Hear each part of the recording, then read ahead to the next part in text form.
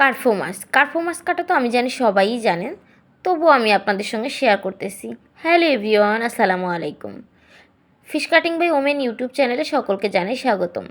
তো এই যে কার্পো মাছ দেখতেছেন, দুইটা কার্প মাছ, এই দুইটা হচ্ছে জ্যান্ত বাজার থেকে প্রথমে কিনে নিয়ে আসছিলাম। তো কিছুক্ষণ পর হচ্ছে আমি কাটতেছি, যার কারণে একটু এগুলো মরে গেছে, না হলে দেখতেই পারতেন মুখটা এরকম এরকম করে নাড়াইতেছে। কিন্তু এটা যখন ছাই মেখেছি আরও তাড়াতাড়ি মরে গেছে। তো এই যে আমি মাছটাকে হচ্ছে আইস তুলে নিই, আর এই যে পিত্তি যেটাকে বলে, তো এই পিত্তিটা কিন্তু গলে গেলে কিন্তু মাছ তেতো হয়ে যাবে। তো সাবধান, মাথাটা কাটার সময় খুবই সাবধান করে কাটবেন, যাতে এই পিত্তিটা কোনোভাবেই কেটে না যায়। তো তারপর লেজ থেকে কেটে আমি ধরার সুবিধার জন্য কেটে নিলাম। আর এই যে দেখছেন হাতে ডিম, তো এটা একটু ডিমও হয়েছিল। তো তারপর হচ্ছে আমি পেট থেকে কেটে দুইটা মাছ বের করে নিচ্ছি, আর এখান থেকে আমি আমার সাইজ অনুযায়ী 3 পিসের মতো মাছ কেটে নিলাম। তো কার্প মাছ কাটা খুবই সহজ, আর এর আইসগুলো যথেষ্ট বড় বড়।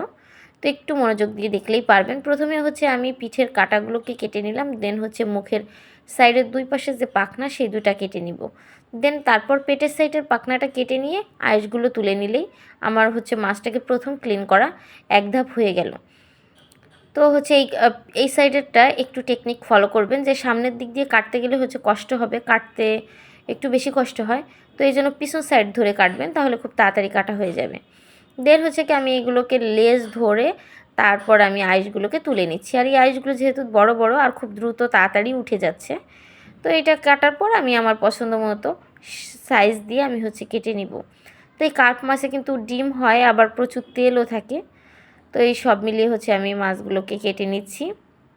তো আমার এই fish cutting by women YouTube চ্যানেলে অনেক ধরনের মাছ কাটার ভিডিও আছে। আপনারা যদি অন্য কোনো মাছ কাটার ভিডিও দেখতে চান, তাহলে আমার এই পুরো চ্যানেলটি ভিজিট করে আসবেন, তাহলে নিত্য নতুন মাছ কাটার ভিডিওগুলো পেয়ে যাবেন। তো আর আমার চ্যানেলটি যারা সাবস্ক্রাইব করেছেন তাদেরকে তো অসংখ্য অসংখ্য ধন্যবাদ, আর যারা সাবস্ক্রাইব করেননি তারা দয়া করে একটু সাবস্ক্রাইব করে দিবেন, তাহলে আমি আরও অনেক ধরনের মাছ কাটার ভিডিওগুলো নিয়ে আসতে পারবো। আর আসলে মাছ কাটার ভিডিওগুলো করতে কিন্তু অনেক কষ্ট হয়,